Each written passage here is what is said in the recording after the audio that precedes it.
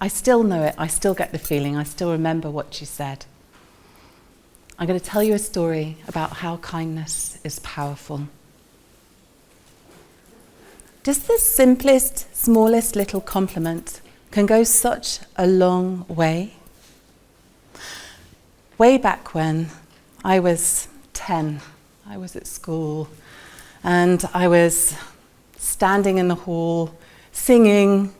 I got time out of lessons to rehearse these songs and I loved to sing and I really enjoyed it. Sometimes there'd be a note that I could sing that would soar around me, and it might be one of those big fat crescendos, a big note that, if I was lucky, gave me goosebumps, made the hairs on my arms stand up on end. I really enjoyed singing.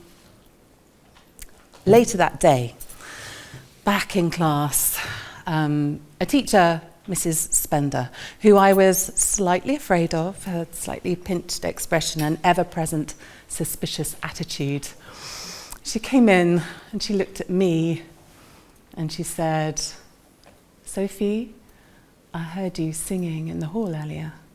I thought. She said, "You've got the voice of an angel, your singing's beautiful." And there was no hint of a pinched expression, there was no suspicion about her. Her words were soft and gentle, and they landed so delicately. I wonder, have you ever had anything so delicate land on you, like a butterfly, perhaps? Her words were unexpected, and my 10-year-old gorgeous heart didn't expect them. I remember feeling so touched and gleeful, and I didn't really know that I was good at much. And to hear that from her, well, those kind, delicately delivered words, that compliment, left a very lasting impression. It created a thread that you could trace back. I can trace it right back to that moment. I wonder if we could all ask a question like, if she hadn't said what she'd said, would I have used my voice in life, in my work, to educate, to soothe, to reassure? Maybe not. Because I'd heard all too often, "Shush, be quiet, you talk too much." And even, "Why do you laugh so loud?" Like there's a correct laughing volume. It created a thread. Now I want you to think about something you enjoy, okay? Something that you enjoy. And I want you to trace the thread back through your life to that moment where you were given a compliment. Someone delivered a kind bunch of words to you. Think about that moment.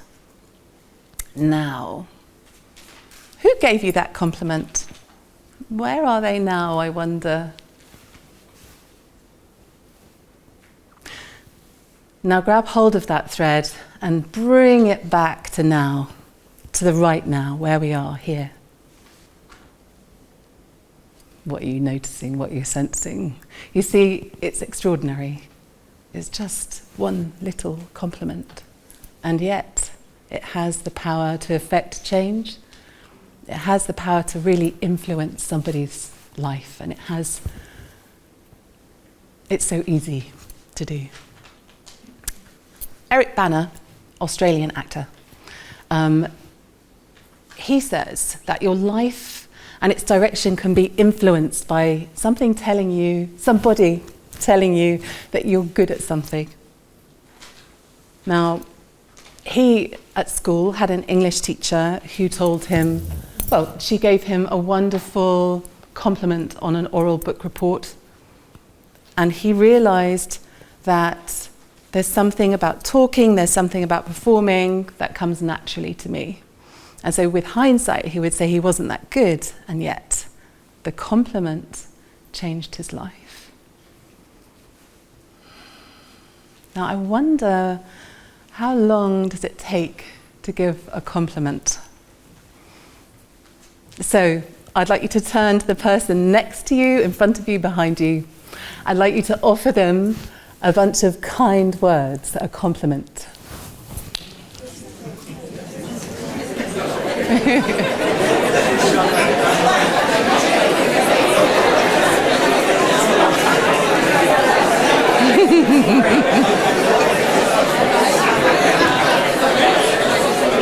Okay. Well done.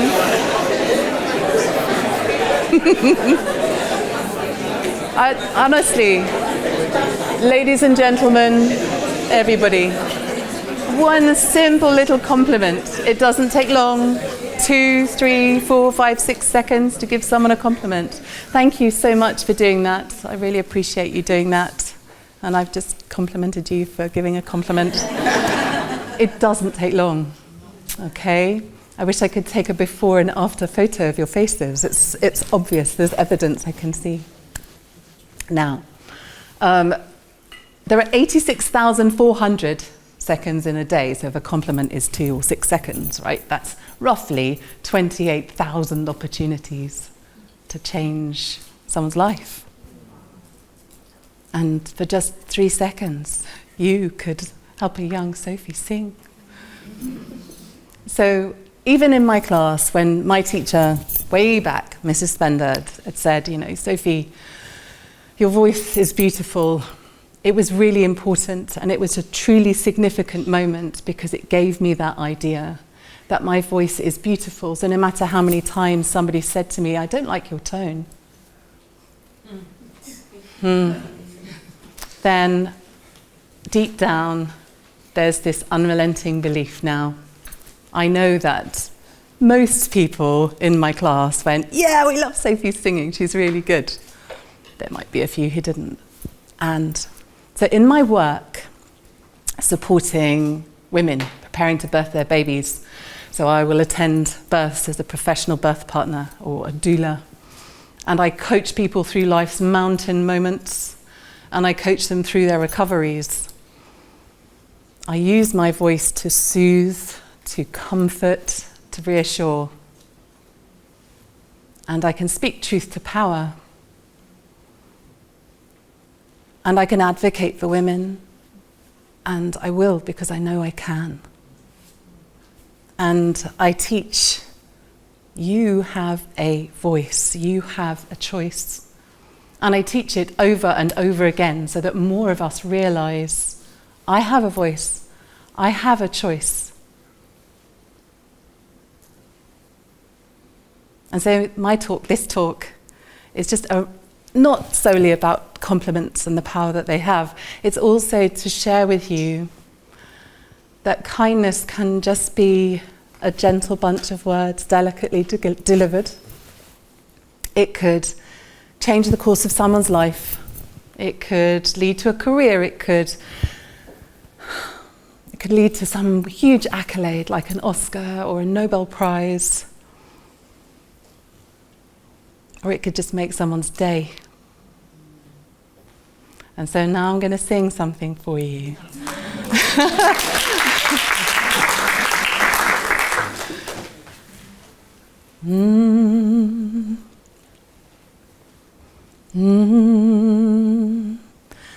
When you walk through a storm, hold your head up high.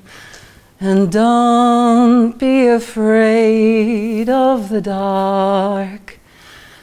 At the end of the storm is a golden sky and the sweet silver song of a lark.